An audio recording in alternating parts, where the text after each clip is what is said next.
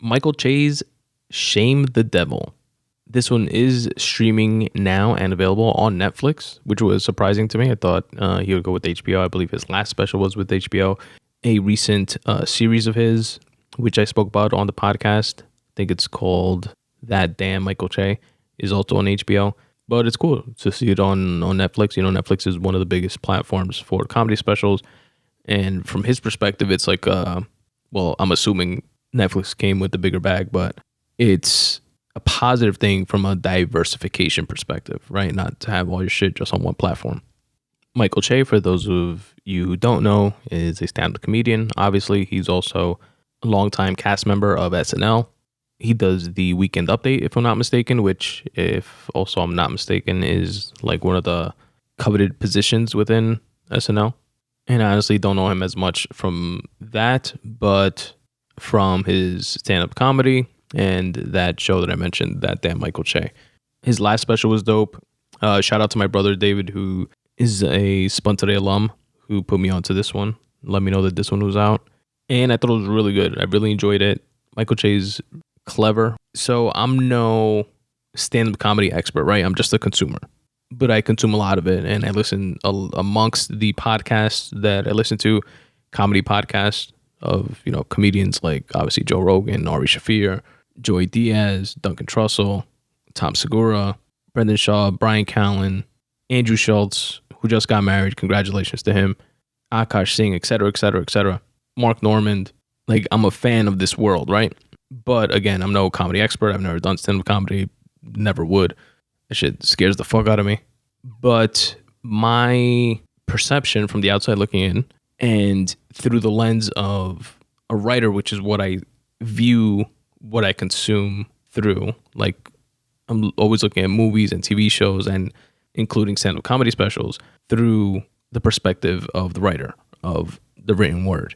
And I believe that being clever, as Michael Che is amongst the top currencies within the comedy world. I guess I don't really think there's like a right and wrong. It's a matter of perspective when it comes to stuff like that. But that thought is like heavily influenced based, again, like on my taste and the type of comedy that I'm into. And to you, it might be different, and obviously to each his own. But I want to share with you guys some of the like cleverest, funniest points that like resonated with me from the special. So there will be spoilers. Now's your chance to fast forward a bit if you haven't seen the special yet. And these things aren't in any particular order, probably somewhat chronological, because like I'll jot down notes like as I'm watching, but you know, no particular order from like what I like the best to the worst, etc. One of the funniest things he said, in my opinion, was how Chinese people brought broccoli to the hood, and he called them. He had like a tagline to it, which made me die laughing, which was, let me get instead of beef and broccoli, he was like, let me get a beef and little trees, because black folks just didn't know what the hell that was. About the vaccine and the vaccine skepticism, like he spoke to that. It was just like, free medicine in America? Since when?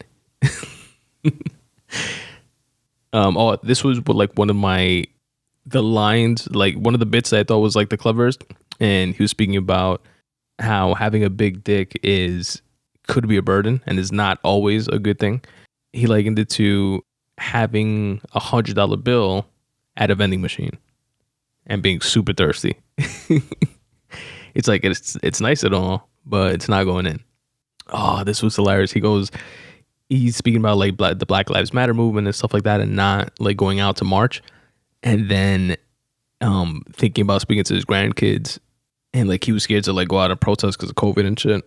And he likened it to, imagine speaking to his grandfather and saying, hey grandpa, how come, how was it, during Selma, the marches in Selma down south? And he was like, imagine my grandfather would have been like, I didn't march in Selma because there was a really bad flu that summer. You're like, damn, you look at him like, you bitch ass grandfather. and by the way, I'm not doing any of these jokes justice. I want to say that vehemently. And I'm 100% paraphrasing. You should all still definitely watch the special yourself.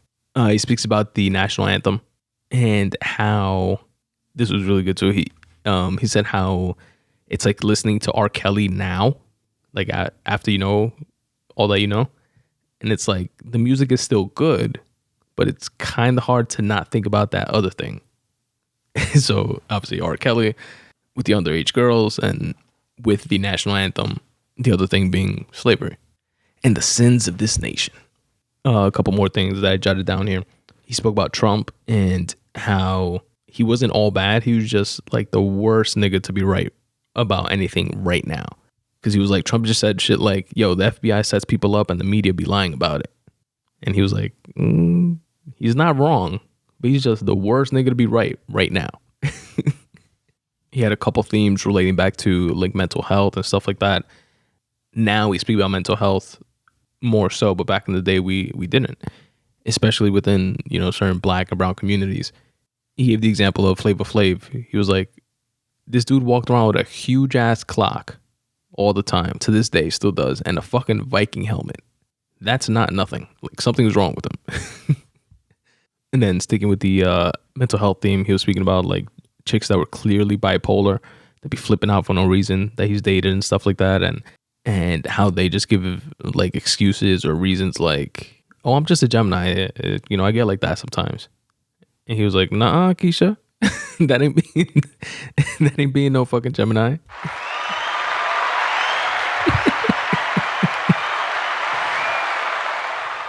I think I got something else here. Hold on. There you go. That's what I deserve for my delivery. Or dope joke though. And lastly, he goes, and by lastly, I just mean the last thing that I jotted down that resonated was, again, speaking to the mental health disparity and acknowledgement between communities of color and white communities. And he was like, you know how white of a lady you had to be before to get anxiety? And now I can get it too. Thanks, Obama. It's a really, really clever special. Very funny. Definitely highly recommend. Michael Che, Shame the Devil is the name of the special, and it's streaming now on Netflix.